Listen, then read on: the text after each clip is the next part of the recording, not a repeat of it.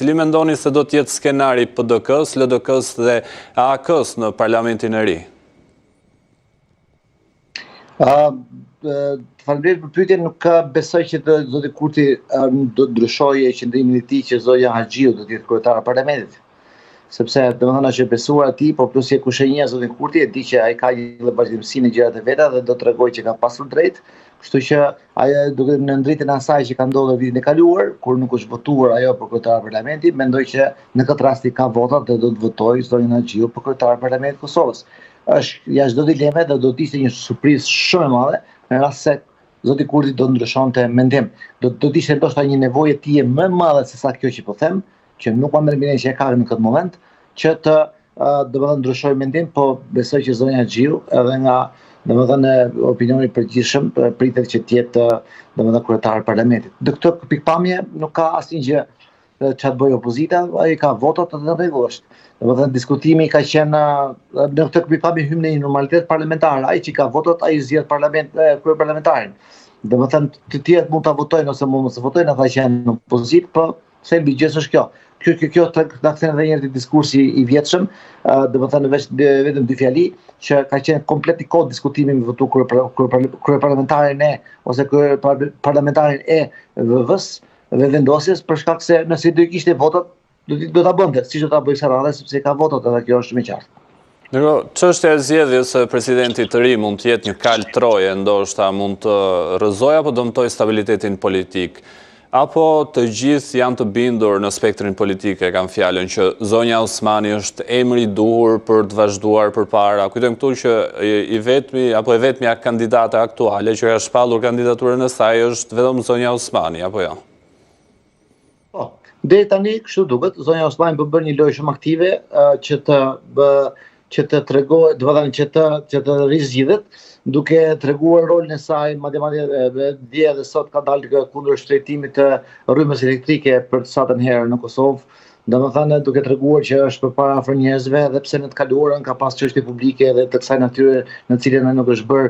nuk ka pasur zë dhe nuk e ka ngritur zërin në asnjë aspekt, edhe pse i është kërkuar asaj ta bëjë një gjë të tillë, por se ka bërë tani, meqense do të rizgjidhet, po tregoj një rol aktiv dhe do të tregoj që ai është një presidente shumë dimensionale, me një rol shumë aktiv në shoqëri, edhe në planin ndërkombëtar me atë të paqes në bordin e paqes të zotit Trump e kështu me radhë, dhe në mënyrë që të rizgjidhet. Po shohim një fleksion në këtë aspekt të vendosjes. Dhe me sa duket këtu, domethënë përtej faktit që domethënë zonja Osmani ka bërë një shërbim shumë mirë vendosjes në përgjithësi, por veçanërisht me vendosjen e datës 28 dhjetor si datë zgjedhjesh parlamentare, kur dije që diaspora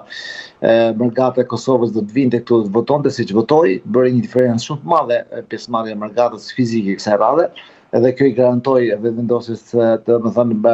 të qeverisë, vetërisht nëse s'do pa partner qeverisës, po s'kërkoj partner pra. Megjithatë, vendosja nuk është gjithaqë e bindur që mendojon që zonja Osmani duhet të jetë presidente. Zoti Kurti më saktë nuk është gjithaqë i bindur, për shkak se i kujtohen disa momente gjatë qeverisjes kur ka folur, kur ka diskutuar në parlament, dhe domethënë kur ka quajtur, kur ka thënë që qeveria eventualisht ka bën bixhoz me ndërkombëtarët për Kosovën, e kështu me radhë, pra luan bixhoz, nuk mund luajmë bixhoz me partneritete, dhe në këtë diskutim ka qenë një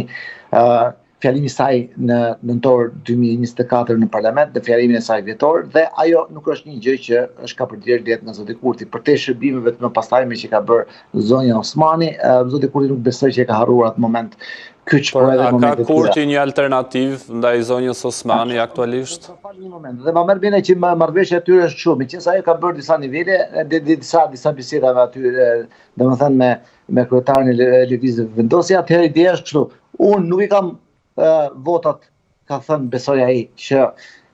t'i marrin parlament, nëse ti do i siguron votat në parlament, nuk ka probleme zgjedh ty.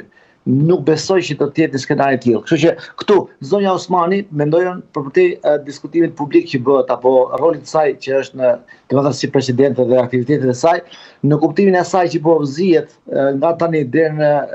muajin e fundit të muajit tashëm, nuk mendoj që zonja Osmani është aktor themelor kryesor në këtë lojë politike. Lojtar kryesor është zoti Kurti dhe mendimin e tij se çfarë do të bëjë dhe çfarë lloj presidenti do në krye të shtetit. mendoj që nuk i duhet zonja Osmani politikisht për një gjë zotit Kurti, kështu që domethënë deri në fund do të shkoj me këtë linjë diskutimi dhe mendoj që vendosje do të shkoj ose me një koalicion, nëse shkoj me LDK do të ketë një diskutim për konsensual, ose do të shkoj me kandidat vetin, të cilin do të ketë vështirë opozita të refuzoj, por pastaj ti kërcënoj ata me zgjedhje dhe opozita në këtë moment nuk është e gatshme për zgjedhje dhe besoj që do të shkojnë duke votuar një kandidat cili do që është ai që do të jetë sa më, le të themi, domethënë do të marrë një lloj